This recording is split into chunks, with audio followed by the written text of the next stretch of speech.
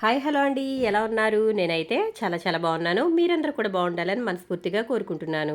సుగుణ వంటింటికి స్వాగతం. ఈరోజు మన వంటింట్లో పాలకూరతో చపాతీ అండి. చాలా టేస్టీగా ఉంటుంది, అలాగే ఈజీగా చేసుకోవచ్చు.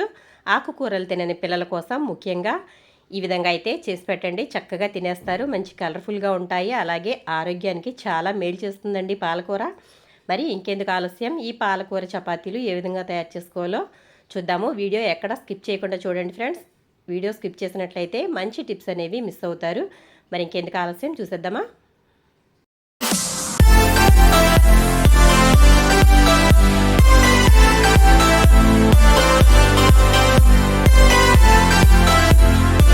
ముందుగా నేను ఇక్కడైతే ఒక పెద్ద కట్ట పాలకూర అయితే తీసుకున్నాను. ఈ పాలకూరని ముందుగానే శుభ్రంగా బాగు చేసుకోవాలండి. అంటే ఎక్కడైనా గడ్డి పురుగులు అలాంటివి ఉంటాయి కదా, అవన్నీ కూడా ఏమీ లేకుండా చక్కగా నీట్గా శుభ్రమైతే చేసేసుకోవాలి. ఆ తర్వాత దీనిని కడుక్కోవాలి. కడుక్కున్న తర్వాత కొంచెం సాల్ట్ వేసుకుని బాగా కడిగిన తర్వాత అయితే మనం వీటిని కట్ చేసుకోవాలండి. ముందుగానే కట్ చేసి కడిగినట్లయితే ఇది మనకి ఇందులో ఉండే పోషకాలన్నీ పోతాయి. కాబట్టి నేనైతే ఈ విధంగా ముందే కడుక్కున్న తర్వాత కట్ చేసుకుని ఈ విధంగా మిక్సీలో అయితే వేసుకుంటున్నాను. ఇది వట్టిదే మిక్సీలో అయితే వేసుకోవాలి.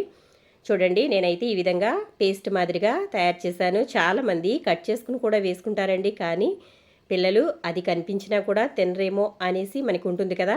కాబట్టి ఈ విధంగా అయితే చేయండి, చాలా ఇష్టంగా తినేస్తారు.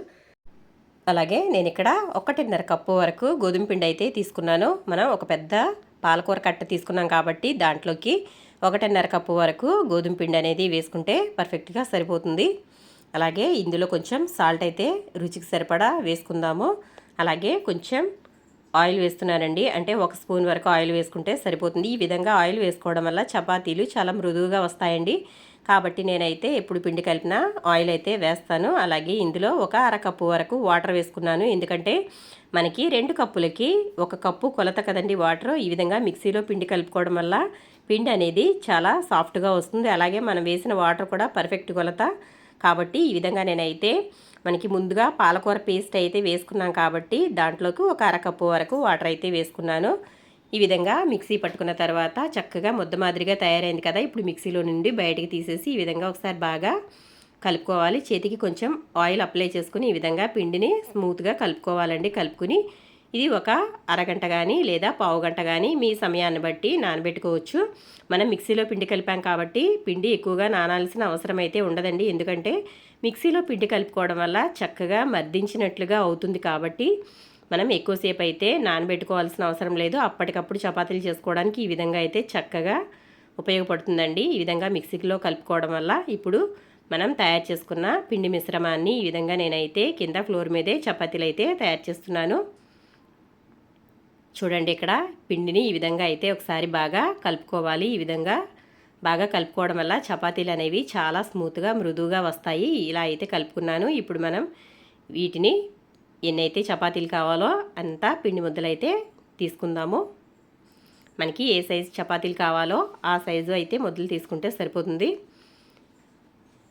ఇలా అయితే చిన్న చిన్న పార్ట్లుగా నేనైతే చేస్తున్నాను. ఇలాగా 6 ముద్దలుగా అయితే చేశానండి. అంటే నేను కొంచెం పెద్దగానే చపాతీలు చేద్దాం అనుకుంటున్నాను కాబట్టి ఈ సైజు ముద్దలు అనేవి తీసుకున్నాను. ఇప్పుడు ఇలా తీసుకున్న తర్వాత మనం కింద కొంచెం పిండి అయితే వేసుకోవాలి. పిండి వేసుకున్న తర్వాత ఈ చపాతీ పిండిని ఇలా పెట్టుకుని మనం ఇప్పుడు చపాతీ అనేది తయారు చేసుకోవాలి. చూడండి, నేను ఒక్కొక్కసారి ఒక్కొక్క రకంగా చపాతీలు అయితే చేస్తాను. మనం గోధుమ పిండితో చపాతీలు చేసుకునేటప్పుడు పిండి అంతా కూడా ఒకేసారి రోల్గా తయారు చేసి ఆయిల్ అప్లై చేసి కట్ చేస్తూ ఉంటాను. అలాగే ఇలా కూడా చేస్తానండి. చూడండి, ఇది కూడా ఒక మంచి టిప్పే.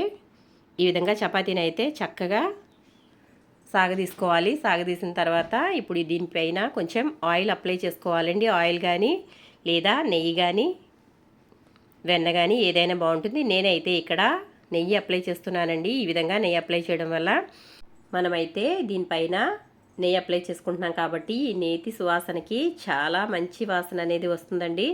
కాబట్టి నెయ్యి అయితే అప్లై చేసి చేయండి, చాలా బాగుంటాయి. చపాతీలు కూడా చాలా మెత్తగా వస్తాయి. ఇవి సాయంత్రం వరకు కూడా ఇవి గట్టిగా అవ్వవండి, అంత బాగుంటాయి.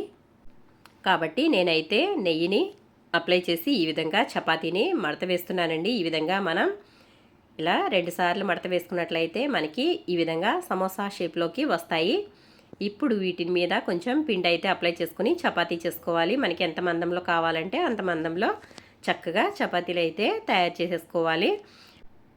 పాలకూరలో ఇనుము పుష్కలంగా ఉంటుందండి. అలాగే రక్తహీనత తగ్గిస్తుంది, రోగనిరోధక శక్తి కూడా పెంచుతుంది. పాలకూరకి రక్తాన్ని శుద్ధి చేసే తత్వం ఉంటుందండి. కాబట్టి పాలకూరని ఆహారంలో తరచూ తీసుకోవడం వల్ల ఎన్నో సమస్యలకైతే మనం చెక్ పెట్టొచ్చు. కాబట్టి ఈ విధంగా ఆకుకూరలు చాలామంది పిల్లలు తినరు కదా, కాబట్టి ఈ విధంగా అయితే తయారు చేసి పెట్టడం వల్ల చక్కగా తింటారు. వాళ్ళకి కావాల్సిన పోషకాలన్నీ అందుతాయండి. కాబట్టి మనం ఈ విధంగా అయితే పాలకూరతో చపాతీలు చేసుకుంటే చాలా బాగుంటాయి. అలాగే మరొక ముఖ్యమైన సంగతి అండి, పాలకూర కిడ్నీలో రాళ్ళు ఉన్న వాళ్ళు పాలకూరను అయితే తినకూడదు. ఎందుకంటే కిడ్నీలో రాళ్ళు అనేవి పెరుగుతాయండి పాలకూర తినడం వల్ల. కాబట్టి కిడ్నీలో స్టోన్స్ ఉన్న వాళ్ళైతే పాలకూరను మాత్రం అస్సలు తినకండి. చూడండి, ఇక్కడ చపాతీలు అన్నీ కూడా నేను ఈ విధంగా అయితే తయారు చేసేసుకున్నాను. ఇప్పుడు వీటిని మనం కాల్చుకుందాము. స్టవ్ మీద ఈ విధంగా అయితే పెనం పెట్టేసుకున్నాను. పెనాన్ని కొంచెం వేడవనిద్దాము. ముందుగా చపాతీని అయితే వేయాలండి. ఆయిల్ ఎప్పుడు కూడా వేయకూడదు. ఆయిల్ వేసినట్లయితే చపాతీలు గట్టిగా వస్తాయి. కాబట్టి మనం ముందుగా చపాతీని అటు ఇటు కూడా లైట్గా కాల్చుకున్న తర్వాత మాత్రమే మనం ఆయిల్ అనేది వేసుకోవాలి. చూడండి, ఇలా అయితే కొంచెం కాలనివ్వాలి. అటు ఇటు కూడా కొంచెం కాలనివ్వాలి. ఇలా అయితే రెండు పక్కల కాల్చుకోవాలి. కాల్చుకున్న తర్వాత ఆయిల్ అయితే వేసుకోవాలి. ఈ విధంగా మనం అటు ఇటు కాలిన తర్వాత ఆయిల్ వేసుకోవడం వల్ల చపాతీ అనేది చాలా మెత్తగా స్మూత్గా వస్తుంది. పాలకూరతో చాలా ఆరోగ్య ప్రయోజనాలు అన్నాను కదా, దాంట్లో బీపీ షుగర్ కూడా ఉందండి. బీపీ షుగర్ ఉన్న వాళ్ళు ఈ విధంగా పాలకూర తీసుకోవడం వల్ల బీపీ కంట్రోల్లో ఉంటుందండి. రక్తంలో చక్కెర స్థాయిలు కూడా తగ్గిస్తుంది. కాబట్టి తరచూ పాలకూర తీసుకోవడం వల్ల ఎన్నో ఆరోగ్య ప్రయోజనాలు ఉన్నాయి. అలాగే బరువు తగ్గడానికి కూడా ఈ పాలకూర అనేది చాలా బాగా ఉపయోగపడుతుందండి. ఈ విధంగా అయితే చపాతీని ఆయిల్ వేసుకుని అటు ఇటు చక్కగా కాల్చుకోవాలి. మరీ మాడనివ్వకూడదండి. మాడినట్లయితే ఇందులో ఉండే పోషకాలు అనేవి పూర్తిగా పోతాయి. కాబట్టి చక్కగా ఈ విధంగా అయితే కాల్చుకోవాలి. చూడండి, మంచి కలర్ అయితే వచ్చింది కదా. పాలకూర చూడటానికి చాలా బాగుంటుందండి, గ్రీనిష్గా.